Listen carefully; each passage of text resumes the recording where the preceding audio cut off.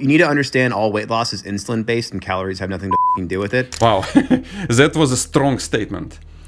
And you know, I absolutely agree that high insulin is not a good thing, but did you hear about this latest weight loss drug which is all the rage now among celebrities?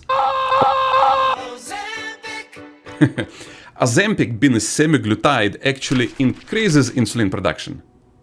Let me repeat that again. Higher insulin, lower weight.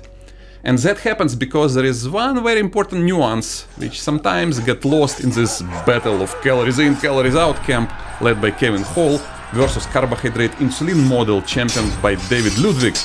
Both are prominent scientists with a lot of papers. Isn't that fun?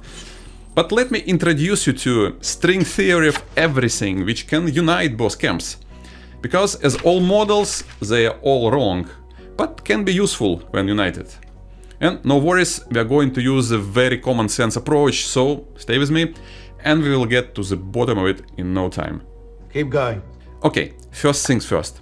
Science is very solid on the statement that if you consume more calories that you burn or poop out, you are going to gain weight because the energy has to go somewhere.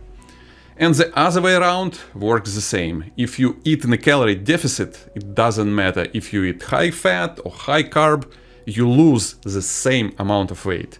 Like in this randomized study, which has lasted for 12 months and found no significant difference between these two opposite groups, low carb and low fat. What's more interesting for the current conversation, insulin status played no role at all. But here comes a nuance. The reason I'm talking so much about insulin resistance on this channel and using continuous glucose monitor, the reason is when you are not in a study and eat a lot of carbs but don't have enough insulin to push these carbs into your muscles, basically having insulin resistance, your cells go hungry, you feel more tired, and so you eat more, and guess where all these extra calories go? Right, into more fat, which makes you even more insulin resistant. And the dark irony is that an overweight person eating a huge meal is starving inside. Which was actually so damn useful throughout human history, survival of the fattest. But not today, not in the modern food environments. However, very important, it doesn't mean that carbs are bad, especially whole, natural products. But here's a statement. If you eat carbs only in the amount you have enough insulin or activity level to fully utilize, and that's Carbohydrate-Insulin Model for you, then you won't be as hungry and you will be able to stay much easier in the calorie deficit, and that's where calorie in, calorie out model come into play.